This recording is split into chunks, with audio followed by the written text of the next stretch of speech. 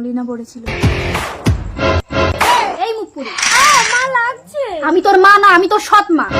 দেখ 20 বছর ধরে আমার স্বামীকে মানে তোর বাবাকে ইনজেকশন দিয়ে পাগল করে রেখেছি, তুইও এই ঘরে বন্দি হয়ে থাক, তোর ব্যবস্থা করছি।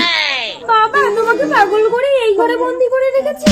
বাবা আমি ওই মেয়েটাকে ছাড়া বিয়ে করব না। তোমার ভুল হচ্ছে বাবা, তুমি আমার মেয়েকেই সেদিন লাল ড্রেসে দেখেছিলে। হ্যাঁ এই দেখো তুমি আমাকে আংটি পরিয়ে দিয়ে গেছিলে। এইটা একটু দেখুন তো।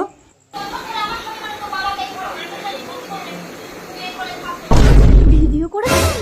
আপনি এতকাল আপনার স্বামীকে মানসিক এবং শারীরিক নির্যাতন করেছেন, সৎমা হয়ে মলিনাকে এ বাড়িতে চাকরানি করে রেখেছেন। আপনাকে আমি পুলিশে দেবো। না না, মলিনাও তো আমার মেয়ের মতো, ওকে বিয়ে করলেও আমার কোনো আপত্তি নেই। এই মলিনা। হ্যাঁ মা, এই না দিদি বরকে মালাটা পরিয়ে দে। এসো বাবা, আমি থাকলে তোর বাবা ভয়ে আসবে না মলিনা। চল হ্যাঁ না, আমরা বাড়ি ছেড়ে চলে যাই। পার্ট 2 তে কি হবে তা দেখার জন্য চ্যানেলটিকে সাবস্ক্রাইব করে রাখুন।